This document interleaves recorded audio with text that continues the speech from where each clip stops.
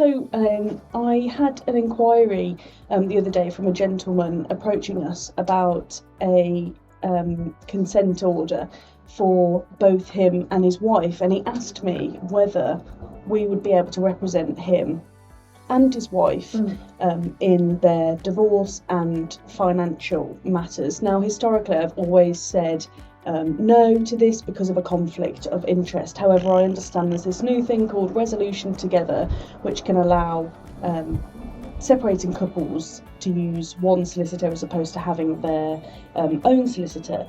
So can you tell me a little bit about what Resolution Together is? Resolution Together is a really good new option that's available now for separating couples, whether they are married or not. It's about working together with one solicitor to bring about an early resolution to reach a settlement on financial matters or to resolve the arrangements for your children. Okay, so what are some benefits of clients or separating couples instructing you for Resolution Together? There are a number of benefits for couples instructing one solicitor together rather than instructing two solicitors. The couple as a whole retains the confidence and the ability to make decisions for their future and the future of their children rather than having them imposed upon them. They are able to set the goals of resolution together. For example, for a fair and financial settlement to be reached that will meet their respective needs and the needs of the children. It will also help them to reach an agreement for the benefits of the children, which is fair and equitable for everybody. And probably most importantly to couples, not only do they get an agreement that they're both happy with, but also it's cheaper because instead of instructing two solicitors, they'll instruct one solicitor.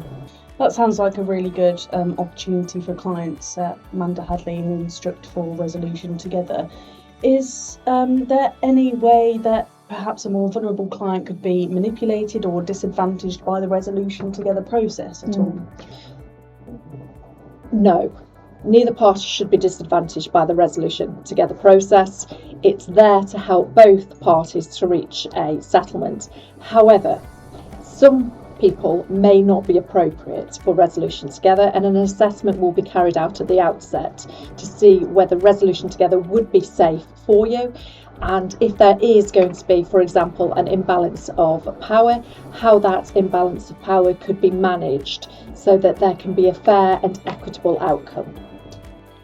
So you mentioned imbalance of power there. What is an imbalance of power? There's a variety of imbalances of powers. I'll give you two examples that will probably help you. So each person has their own strengths and weaknesses. For example, a businessman may be fully confident with reviewing business accounts, whilst that may not be the other party's strength. So in those circumstances, what I would be suggesting is that an accountant can come on board to give support to the party who needs that support.